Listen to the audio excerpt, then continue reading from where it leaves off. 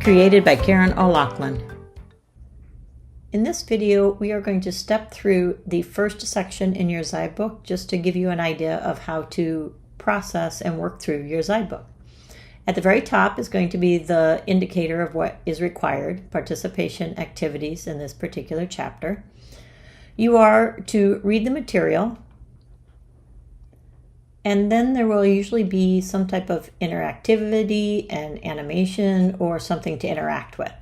So in this particular one, and if you, depending on how you like to see things, you can click on the double speed and it will play at a quicker speed. It is demonstrating here this input, processing, output that is in the reading right above. So X and Y are inputs. Then we're going to move on and do the processing. And lastly, we are going to output to the screen. The text that you see below here is also reiterated in our ZyBook, and that helps with visual learning as well as repetition. You can play that as many times as you would like, and then it will check off that you have that activity done. There will usually be some quick answers or quick questions that you have to answer here. So how many instructions does the program have? It looks like there are 4. I'm going to answer incorrectly just to show you what happens.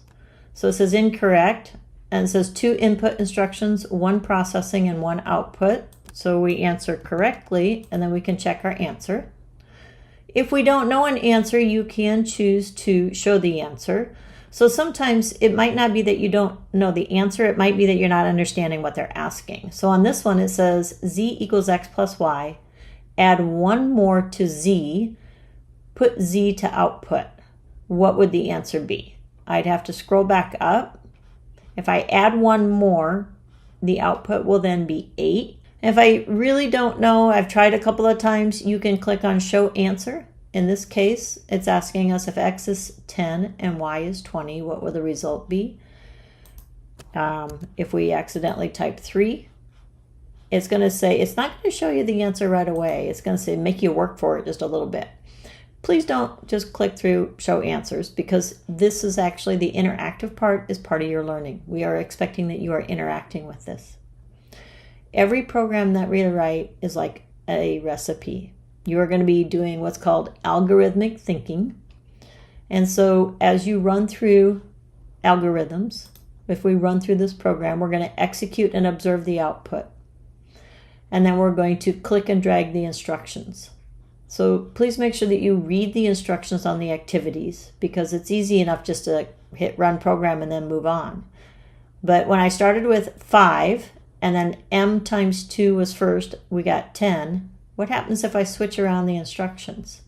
If I look here, my last output was 115, but now m is going to start at 5. I'm going to add 15, we get 20. Multiply by 2, I get 40. And then square that and we get 1600. So the output is quite different. So make sure that you are reading the directions and then doing the activities. There's a few more questions to answer. And then we are going to work on what's called computational thinking or developing an algorithm. They have a variety of different ways that we test your knowledge here. In this particular example, we're going to do what's called some turtle graphics. So if you read, every single instruction here, this little scenario is mimicking exactly what's on the screen here to the left.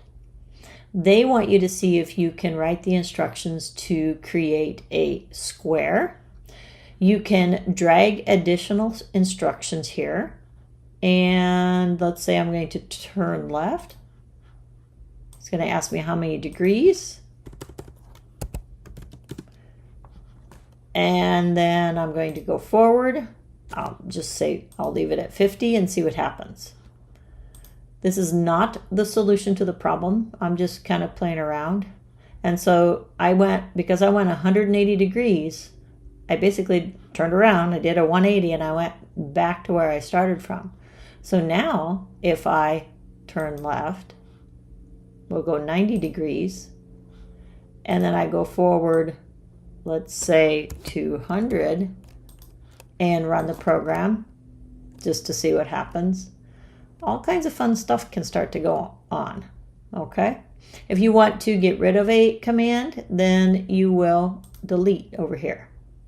So now, if I run this, I don't know which one I deleted, but it's not going to form, I don't think, that triangle anymore. It does something completely different. So you will have these interactive activities in your ZyBook all throughout. You will continue to the next section by clicking on it. And this one has participation activities and challenge activities. That gives you an overview of how to use the ZyBook. Good luck and have fun.